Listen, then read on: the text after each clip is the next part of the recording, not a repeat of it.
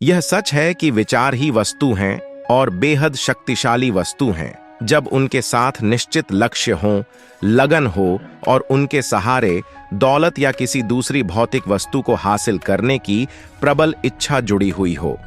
बाधाएं ज्यादातर लोगों का हौसला पस्त कर देती और वे अपनी इच्छा को हकीकत में बदलने की कोई कोशिश ही नहीं करते। अगर लोग अपने लक्ष्य को निश्चित कर लें और एकाग्रता व संपूर्ण समर्पण से उसे प्राप्त करने में जुट जाए, तो लोगों की किस्मत बदल सकती है। जब अवसर आता तो वह ऐसे रूप में आता और ऐसी दिशा से आता जिसकी किसी ने उम्मीद भी नहीं की होगी। अवसर इंसानों के साथ अक्सर इस तरह की चालबाजी करता है। अवसर पिछले दरवाजे से चुपचाप घुस आता है और अक्सर यह दुर्भाग्य या अस्थायी पराजय के वेश में आता है। शायद इसीलिए बहुत सारे लोग अवसर को पहचान नहीं पाते।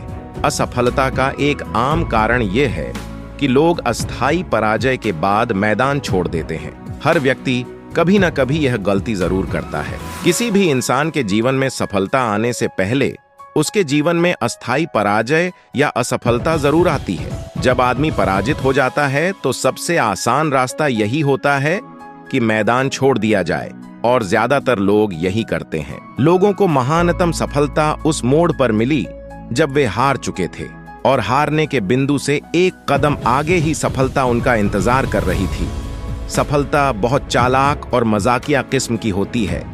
इसे लोगों को तब गिराने में मजा आता है जब सफलता उनके बहुत करीब होती है। सफलता हासिल करने के लिए इंसान को सिर्फ एक दमदार विचार की ही जरूरत होती है। इस पोस्ट वीडियो में दिए गए सिद्धांत ऐसे तरीके और नुस्खे बताते हैं जिनके प्रयोग से उपयोगी विचार उत्पन्न हो सकते हैं। जब दौलत आती है तो इतनी तेजी से आती है और इतनी ज्यादा आती है कि आदमी हैरान हो जाता है कि गरीबी के इतने सालों में वह कहां छुपी हुई थी। यह वाक्य हैरान करने वाला है। यही नहीं, यह उस लोकप्रिय विश्वास के विरुद्ध भी है जिसका मानना है कि दौलत सिर्फ उन्हीं लोगों को मिलती है जो कड़ी मेहनत करते हैं और लंबे समय तक करते हैं। इंसान का मस्तिष्क जो सोच सकता है और जिसमें यकीन कर सकता है, उसे वह हासिल कर सकता है। हम तभी सफल होते हैं जब एक निश्चित लक्ष्य चुनते और उस लक्ष्य को हासिल करने में अपनी सारी ऊर्जा, इच्छा शक्ति, प्रयास, हर चीज झोंक दी। इच्छा को इस कहानी से समझते हैं। काफी समय पहले एक महान योद्धा के सामने एक ऐसी परिस्थिति आई जिसमें उसके लिए यह आवश्यक हो गया कि वह युद्ध में अपनी सफलता सुनिश्चित कर ले। वह अपनी सेना को शक्तिशाली सेना के खिलाफ भेजने वाला था और दुश्मन के सैनिकों की संख्या ज्यादा थी। उसने अपने सैनिकों को जहाजों में भरा, दुश्मन देश तक समुद्र का सफर किया, सिपाहियों और गोला बारूद को उतारा और फिर उन जहाजों को जलाने का आदेश दिया जो उन्हें वहां तक लाए थे। युद्ध के पहले अपने सैनिकों को संबोधित करते हुए उसने कहा, आप देख रहे हैं कि जहाज जला दिए गए हैं। इसका मतलब है कि हम यहां से तब तक जिंदा नहीं लौट सकते जब तक कि हम जीत न जाएं। हमारे पास कोई विकल्प नहीं है, या तो हम जीतेंगे या फिर हम मर जाएंगे। हर वह आदमी जो किसी काम में जीत हासिल करना चाहता है, उसे अपने जहाज जलाने के लिए तैयार रहना चाहिए और अपने पीछे हटने के सारे रास्ते बंद करने का इच्छुक रहना चाहिए। यही करके आप यह सुनिश्चित कर सकते हैं कि आपके मस्तिष्क में जीतने की वह धधकती हुई प्रबल इच्छा बनी रहेगी जो कि सफलता के लिए अनिवार्य है। आप यह भी जान लें कि आप ढेर सारी दौलत कभी नहीं कमा सकते अगर आप में अमीर बनने की प्रबल इच्छा नहीं है, और अगर आप वास्तव में यह विश्वास नहीं करते कि यह दौलत आपके पास होगी। आस्था मस्तिष्क की हेड केमिस्ट है। जब आस्था को विचार के साथ मिलाया जाता है तो अवचेतन मस्तिष्क तत्काल इस कंपन को भांप लेता है, इसे इसके आध्यात्मिक समतुल्य स्पिरिचुअल इक्विवेलेंट में बदल लेता है और इसे अनंत प्रज्ञा इन्फिनिट इंटेलिजेंस को संप्रेषित कर देता है, जैसा कि प्रार्थना के साथ होता है। ऐसे करोड़ों लोग हैं जो यह मानते हैं कि वे गरीबी और असफलता में जीने के लिए इसलिए अभिशप्त हैं क्योंकि कोई रहस्यमयी शक्ति उनके खिलाफ काम कर रही है जिस पर उनका कोई नियंत्रण नहीं है। इस नकारात्मक आस्था या विश्वास के कारण वे अपने दुर्भाग्य के निर्माता खुद होते हैं, क्योंकि उनका अवचेतन मस्तिष्क उनके इस नकारात्मक विश्वास को पकड़ लेता है और इसे भौतिक समतुल्य का रूप दे देता है। यदि आप अपनी इच्छा को हकीकत में बदलना चाहते हैं तो आप उसे अपने अवचेतन मस्तिष्क तक पहुंचा दें, परंतु इसके लिए यह जरूरी है कि आपकी वह इच्छा प्रबल और आशावादी हो। आत्म सुझाव की श्रेणी में वे सारे सुझाव और स्वयं को दिए गए वे सारे उद्दीपन आते हैं जो हमारी पांचों इंद्रियों के माध्यम से हमारे मस्तिष्क तक पहुंचते हैं। दूसरी तरह से कहा जाए तो आत्म सुझाव स्वयं को दिया गया सुझाव है। यह अवचेतन मस्तिष्क और चेतन मस्तिष्क के बीच संवाद का प्रमुख माध्यम है। आत्म सुझाव के सिद्धांत का प्रयोग करने की आपकी योग्यता बहुत हद तक इच्छा पर एकाग्रचित्त होने की आपकी क्षमता पर निर्भर करेगी, जब तक कि यह इच्छा धधकती हुई आग की तरह प्रबल न हो जाए। कई दार्शनिकों ने यह कहा है कि इंसान इस धरती पर अपने भाग्य का निर्माता स्वयं है, परंतु उनमें से अधिकांश यह कहना भूल गए हैं कि वह अपने भाग्य का निर्माता क्यों है। इंसान अपने भाग्य का, खासकर आर्थिक भाग्य का निर्माता किस तरह बन सकता है? इंसान स्वयं का और अपने आसपास के माहौल का निर्माता बन सकता है, क्योंकि उसके पास अपने अवचेतन मस्तिष्क को प्रभावित करने की शक्ति है। ज्ञान दो तरह का होता है, एक है सामान्य ज्ञान, दूसरा है विशिष्ट ज्ञान।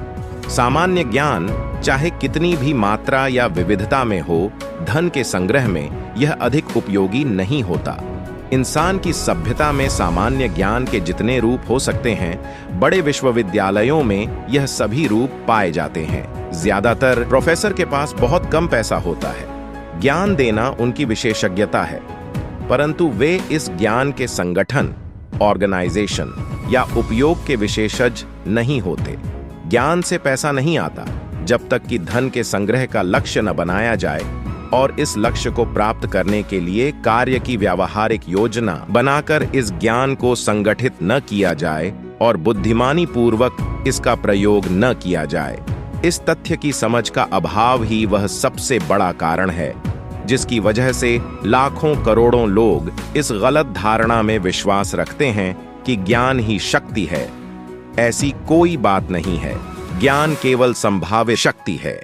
यह शक्ति तभी बनता है जबकि इसे कार्य की निश्चित योजनाओं में संगठित किया जाए और किसी निश्चित लक्ष्य की प्राप्ति के लिए इसका उपयोग किया जाए। कई लोग यह मानने की गलती करते हैं कि चूंकि हेनरी फोर्ड बहुत कम समय के लिए स्कूल गए थे, इसलिए उनके पास शिक्षा कम थी। जो लोग यह गलती करते हैं वे दरअसल शिक्षा का सही अर्थ नहीं समझ पाए हैं। एजुकेशन शब्द लैटिन शब्द एजुको से बना है, जिसका अर्थ है बाहर लाना या अंदर से विकसित करना। यह जरूरी नहीं है कि वही व्यक्ति शिक्षित हो जिसके पास सामान्य या विशिष्ट ज्ञान की प्रचुरता हो। शिक्षित आदमी वह होता है जिसने अपने मस्तिष्क को इस तरह से विकसित कर लिया है कि वह जो चाहता है उसे हासिल कर सकता है और इस प्रक्रिया में वह दूसरों के अधिकारों का हनन नहीं करता। अगर आप में कल्पना है तो यह पोस्ट आपको एक विचार प्रदान कर सकता है जिससे आपको वह दौलत मिलनी शुरू हो जाएगी जिसकी आप इच्छा रखते हैं। याद रखें, विचार ही प्रमुख वस्तु है। विशेषज्ञ ज्ञान आपको किसी भी नुक्कड़ पर मिल सकता है, किसी भी नुक्कड़ पर। कल्पना सचमुच वह वर्कशॉप है जहां इंसान द्वारा बनाए गए सभी प्लान सही आकार में ढलते हैं। यहाँ मस्तिष्क की कल्पना की शक्ति द्वारा इच्छा को आकार, रूप और कार्य रूप दिया जाता है। अपनी कल्पना शक्ति की मदद से इंसान ने पिछले 50 वर्षों के दौरान प्रकृति की शक्तियों को जितना खोजा है और उनका जितना दोहन किया है, उतना इससे पहले मानव जाति के पूरे इतिहास में नहीं हुआ। उसने हवा को पूरी तरह से जीत लिया है और उड़ने के मामले में पक्षियों को बुरी तरह पीछे छोड़ दिया है। कल्पना की मदद से यह निर्धारित कर लिया है कि सूर्य किन तत्वों द्वारा बना है। उसने वाहनों की गति बढ़ा ली है और अब वह 965 किलोमीटर प्रति घंटे से भी अधिक की रफ्तार से यात्रा कर सकता है। बिजनेस, उद्योग, फाइनेंस के महान लीडर और महान कलाकार, संगीतकार, कवि और लेखक महान इसलिए बनते हैं क्योंकि उन्होंने रचनात्मक कल्पना की शक्ति को विकसित कर लिया है। आपने सीखा है कि इंसान जो भी हासिल करता है वह इच्छा के रूप में शुरू होता है। इच्छा ही हमें यात्रा के पहले दौर में ले जाती है, कल्पना की वर्कशॉप में ले जाती है, जहां इस रूपांतरण की योजनाएं बनाई जाती है और व्यवस्थित की जाती हैं। धन कमाने की आपकी योजना के बनने और पूरे होने में आपको जितने लोगों के समूह की आवश्यकता हो, उतने लोगों से जुड़े आगे पोस्ट में बताए गए तरीके से मास्टरमाइंड सिद्धांत का प्रयोग करें। इस निर्देश का पालन करना बिल्कुल अनिवार्य है, इसे नजरअंदाज न करें। अल्पकालिक पराजय का एक ही अर्थ होना चाहिए, और वह यह कि आपकी योजना में किसी खास किस्म के ज्ञान की कमी थी। लाखों करोड़ों लोग गरीबी और दुख भरा जीवन बिताते हैं क्योंकि उनके पास कोई दमदार योजना नहीं होती जिसके द्वारा वे धन कमा सकें। कोई भी आदमी तब तक नहीं हारता जब तक कि वह मैदान न छोड़ दे, जब तक कि वह अपने मन में हिम्मत न हार जाए। 25,000 असफल पुरुषों और महिलाओं के विश्लेषण से यह तथ्य सामने आया कि निर्णय का अभाव असफलता के प्रमुख कारणों में सबसे ऊपर है। टालमटोल की आदत, जो निर्णय करने की विरोधी है, एक आम शत्रु है जिसे हर आदमी को जीतना चाहिए। जब आप यह पोस्ट पढ़ना समाप्त करेंगे और इसमें बताए गए सिद्धांतों को कार्य रूप में बदलने के लिए तैयार होंगे, तो आपको तत्काल और निश्चित निर्णय पर पहुंचने की अपनी क्षमता को जांचने का अवसर मिलेगा। उन सैकड़ों लोगों जिन्होंने दौलत कमाई है, यह तथ्य सामने आया कि उनमें से हर एक में तत्काल निर्णय पर पहुंचने की आदत थी, और इन निर्णयों को अगर बदलना होता था तो वे इन्हें बदलने में जल्दबाजी नहीं करते थे। जो लोग दौलत कमाने में असफल थे, उनमें से हर एक बिना अपवाद के या तो निर्णय लेता ही नहीं था, और अगर लेता भी था तो उसमें बहुत देर लगाता था, परंतु वह लिए गए निर्णय अक्सर बदल लेता था और इसमें जल्दबाजी का परिचय देता था। जो लोग तत्काल और निश्चित निर्णय पर पहुंचते हैं, वे जानते हैं कि वे क्या चाहते हैं और आम तौर पर यह उन्हें मिल जाता है। जीवन के किसी भी क्षेत्र में लीडर्स तत्काल और दृढ़ता से निर्णय लेते हैं। यही वह सबसे प्रमुख कारण है कि वे लीडर्स होते हैं। दुनिया में उस आदमी को जगह देने की आदत होती है जिसके शब्दों और कार्यों से पता चलता है कि वह जानता है कि वह कहां जा रहा है। इच्छा शक्ति और प्रबल इच्छा जब सही तरीके से मिल जाते हैं तो एक ऐसा युग्म बन जाता है जिसका कोई तोड़ नहीं है। जो लोग बेहद अमीर बनते हैं, उनमें इच्छा शक्ति होती है जिसे वे लगन के साथ मिला देते हैं, और इस तरह वे अपने लक्ष्यों को हासिल करना सुनिश्चित कर लेते हैं। जिन्होंने लगन की आदत डाली है, उन्होंने एक तरह से असफलता का बीमा करा लिया है। चाहे वे कितनी ही बार असफल हो जाएं, परंतु वे आखिरकार सीढ़ी के शिखर पर पहुंच ही जाते हैं। कई बार ऐसा लगता है जैसे कोई छुपा हुआ मार्गदर्शक कहीं पर है जो निराशाजनक अनुभवों के द्वारा लोगों को परखता है। जो लोग हारने के बाद अपने आप को उठा लेते हैं और कोशिश करना जारी रखते हैं और अंततः सफल हो जाते हैं, उनसे दुनिया कहती है, शाबाश, हम जानते थे कि तुम यह कर सकते हो। छुपा हुआ मार्गदर्शक लगन के इम्तिहान से गुजरे बिना किसी को भी महान उपलब्धि का आनंद नहीं लेने देता। जो लोग यह इम्तिहान नहीं देते, वे इसमें उत्तीर्ण भी नहीं होते। लगन की आदत डालने के 4 आसान कदम हैं। इनके लिए यह आवश्यक नहीं है कि आप में बहुत बुद्धि हो, या आप उच्च शिक्षित हों, या आपको इसमें बहुत समय या प्रयास देना पड़े। आवश्यक कदम है, योजनाएं तब तक निष्क्रिय और व्यर्थ हैं जब तक कि उन्हें कार्य रूप में रूपांतरित करने की पर्याप्त शक्ति न हो। यह पोस्ट वह तरीका बताएगा जिसके द्वारा कोई व्यक्ति शक्ति हासिल कर सकता है और उसका उपयोग कर सकता है। मास्टरमाइंड को इस तरह परिभाषित किया जा सकता है, किसी निश्चित लक्ष्य की प्राप्ति के लिए 2 या 2 से अधिक लोगों का सद्भाव की भावना के सार्थक ज्ञान और प्रयोग का आयोजन। कोई भी अकेला व्यक्ति बिना मास्टरमाइंड की मदद के बड़ी शक्ति हासिल नहीं कर सकता। अगर आप लगन और बुद्धि से इन निर्देशों का पालन करेंगे और अपने मास्टरमाइंड समूह के चयन में सावधानी रखेंगे, तो आप यह मान लें कि आपने आधा सफर तय कर लिया है। कार्नेगी का मास्टरमाइंड समूह लगभग 50 लोगों के स्टाफ से मिलकर बना था, जिसे उन्होंने अपने चारों तरफ इकट्ठा किया था, और उनका निश्चित लक्ष्य स्टील बनाना और उसे बेचना था। उन्होंने अपनी पूरी दौलत का श्रेय उस शक्ति को दिया जो उन्होंने अपने मास्टरमाइंड द्वारा हासिल की थी। रूपांतरण शब्द का आसान भाषा में अर्थ है किसी तत्व या ऊर्जा के प्रकार को दूसरे रूप में बदलना या परिवर्तित करना। सेक्स की इच्छा सभी मानवीय इच्छाओं में सबसे शक्तिशाली इच्छा है। इस इच्छा के द्वारा संचालित होने पर इंसान प्रखर कल्पनाशीलता, साहस, इच्छा शक्ति, लगन और रचनात्मक योग्यता विकसित कर लेता है, जो अन्य समय में उसके पास नहीं होती। सेक्सुअल संपर्क की इच्छा इतनी प्रबल और शक्तिशाली होती है कि इसकी संतुष्टि के लिए लोग जीवन और प्रतिष्ठा गंवाने का जोखिम मोल लेते हैं।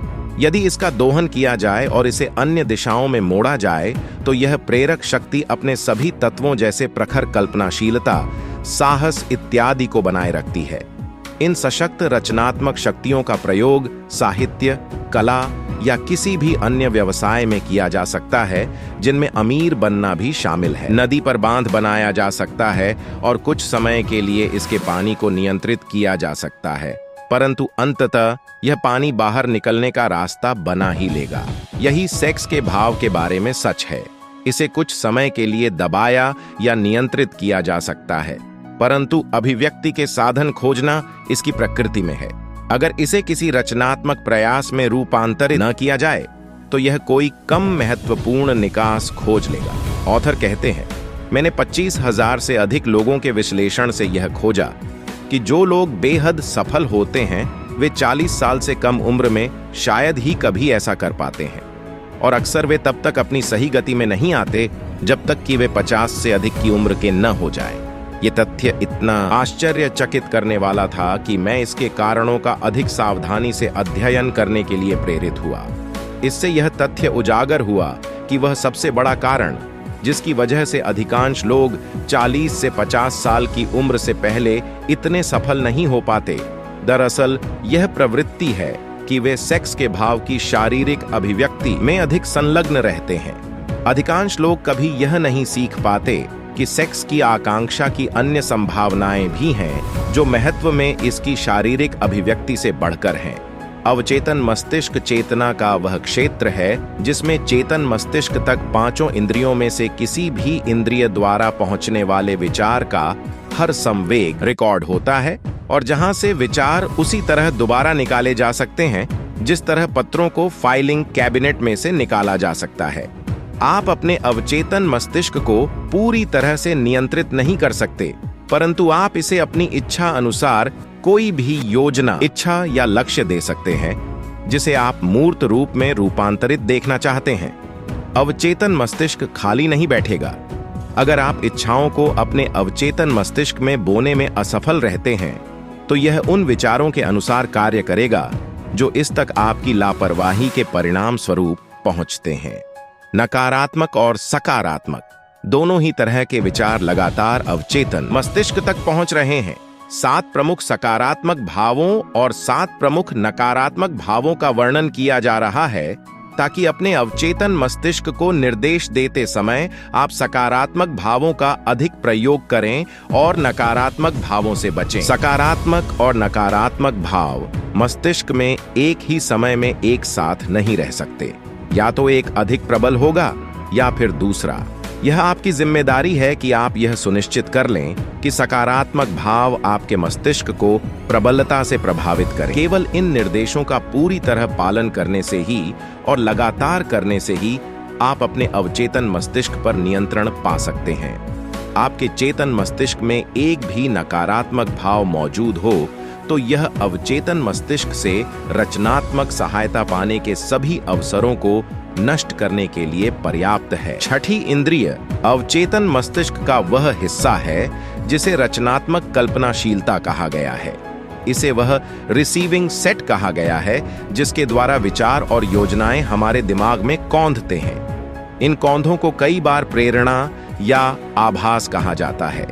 छठी इंद्रिय की सहायता से आपको आने वाले खतरे की चेतावनी मिलती है ताकि आप समय रहते उनसे बच सकें, और आपको समय पर अवसरों की सूचना मिल जाती है ताकि आप उन्हें गले लगा सकें। छठी इंद्रिय के विकास के साथ ही आपकी सहायता और आपकी सेवा के लिए एक रक्षक देवदूत आ जाता है जो आपके सामने बुद्धिमानी के मंदिर के द्वार हमेशा के लिए खोल देता है। तरीका यह था, हर रात को सोने से ठीक पहले ऑथर अपनी आंखें बंद कर लेता था और अपनी कल्पना में इन 9 लोगों को Emerson, Paine, Edison, Darwin, Lincoln, Burbank, Napoleon, Ford और कार्नेगी को अपने साथ एक परामर्श मेज के चारों तरफ बैठा देखता था।